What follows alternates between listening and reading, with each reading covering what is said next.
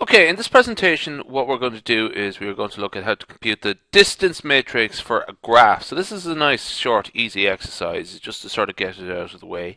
So the distance matrix is as follows. So let's just say, for argument's sake, we are looking at the distance from A to B. That's simply 1. Okay. The distance from A to E is simply 1. But let's say the distance from A to C is one edge, then another edge. So the distance from A to C is 2.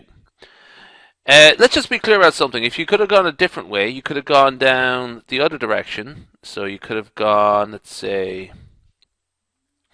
A to E. Let's color that one in here. A, E, D, C. That would have been a path of length 3, with that being the distance of 3. So if there's multiple routes, what you do there is you take the shortest of the routes, okay? So just in case there is multiple choices, just take the shortest choice. So let's just sort of get rid of some of the highlighting there. Got a bit rid of some of the graph there. Let's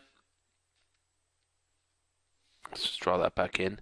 So I'll leave the rest of it. It's not that big a deal. So what we're going to do now is draw the matrix, the distance matrix. Okay, and the distance matrix is a 5 by 5 matrix. Also, it's a symmetric matrix. That is to say, it's its own transpose.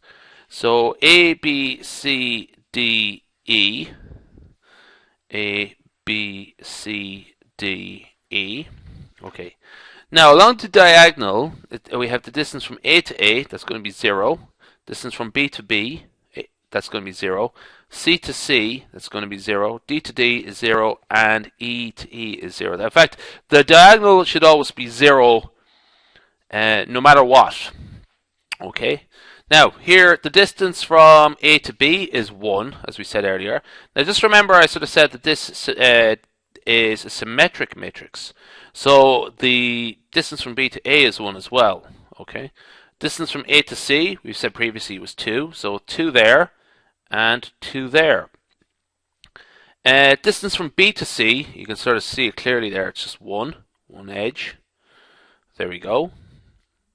A to D is 2. 2 there, 2 there. Distance from B to D, well, there's an edge connecting the two, so there's 1 there and 1 there.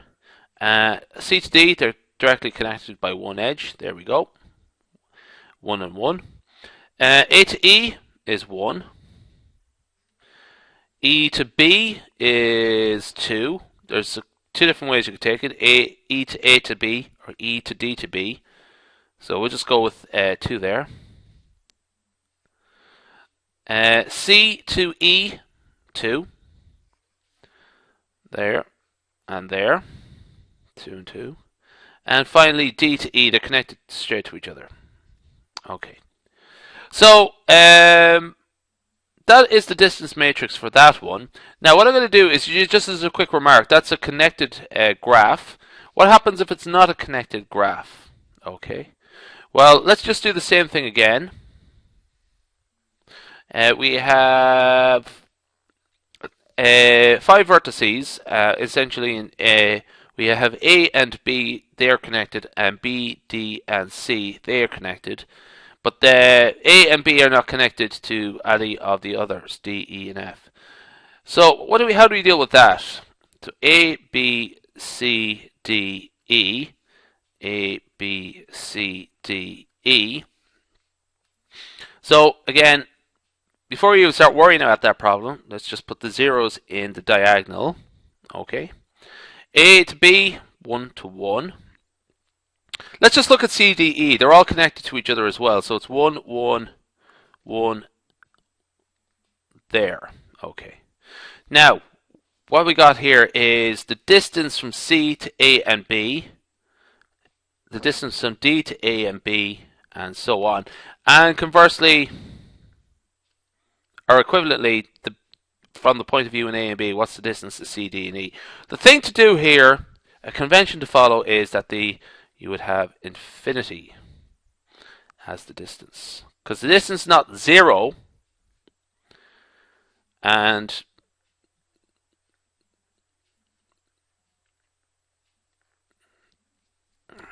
so that would be misleading to leave it blank.